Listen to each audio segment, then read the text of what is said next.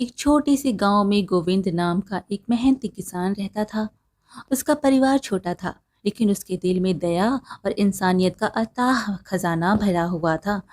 गोविंद का परिवार बहुत साधारण था।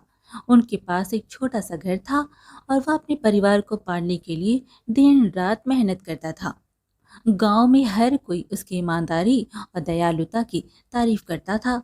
गोविंद की आदत थी कि वह किसी भी जरूरतमंद की मदद जरूर करता था। खेतों में काम करते समय अगर कोई भूखा कुत्ता वहां आ जाता तो वह बिना कुछ सोचे समझे अपने खाने के डब्बे से उसे खाना खिला देता। अगर कोई यात्री भूखा होता तो वह अपना खाना भी उसे दे देता। उसकी पत्नी राधा इस बात से अक्सर परेशान रहती थी। वह कहती, तुम्हारे इस दान पुण्य के चक्कर में हमारा रसोई घर हमेशा खाली रहता है। तुम्हें थोड़ा अपने बारे में भी सोचना चाहिए। लेकिन गोविंद मुस्कुराकर जवाब देता, राधा, भूख इंसान की सबसे बड़ी परीक्षा होती है और ऐसे समय में मदद करना सबसे बड़ा पुण्य है। अगर हम किसी की मदद कर सकते हैं तो हमें क्यों नहीं करनी चाहिए। भगवान सब देखते हैं। एक दिन दोपहर के समय जब गोविंद घर पर आराम कर रहा था, तभी दरवाजे से एक बूढ़े साधु बाबा की आवाज आई। उनकी आवाज बहुत कमजोर थी, जैसे वे बहुत थके हुए और भूखे हों।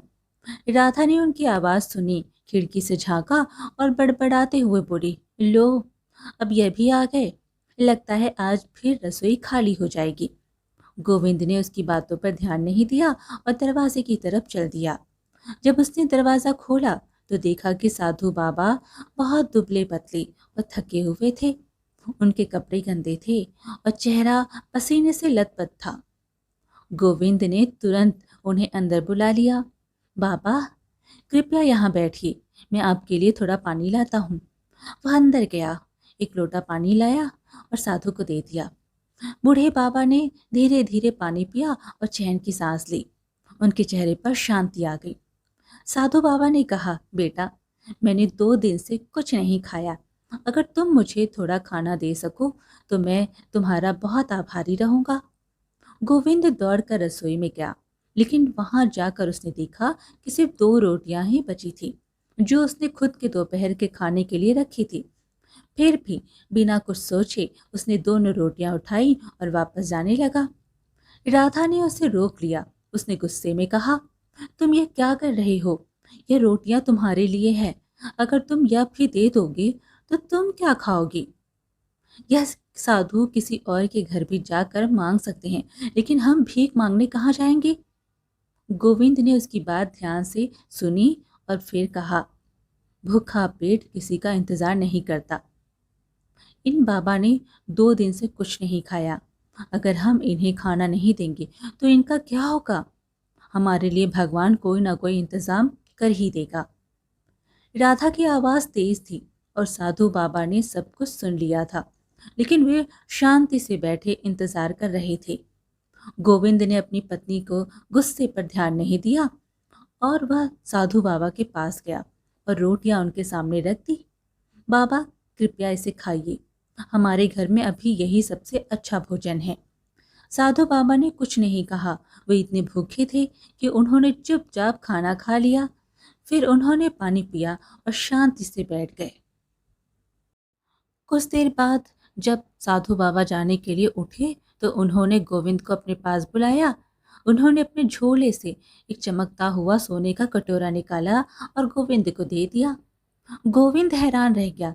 बाबा, मैं यह नहीं ले सकता, यह आपका है। साधु बाबा मुस्कुराए और बोले, बेटा, इसे रख लो।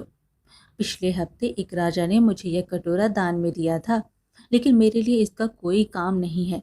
मैं किसी ऐसे इंसान की तलाश में था जो इसके लायक हो, और आज मुझे तो मिल गए। उन्होंने आगे कहा, बेटा, यह तुम्हारी निस्वार्थ सेवा और नेक कर्मों का प्रतिफल है।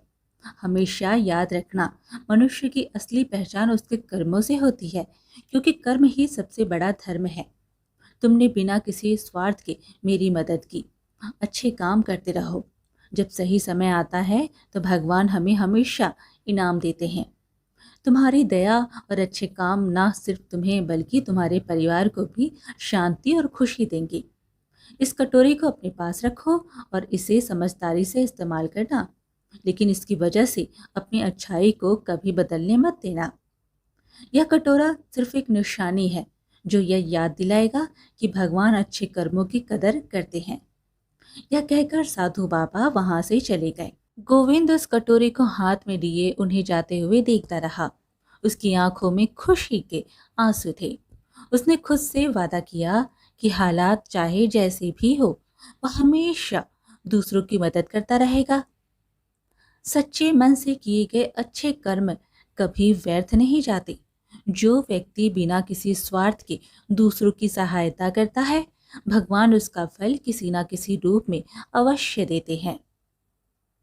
दोस्तों, आज की कहानी कैसी लगी हमें ज़रूर बताइएगा, और साथ ही ऐसी कहानियाँ सुनने के लिए हमारे चैनल को सब्सक्राइब कर लीजिएगा। धन्यवाद।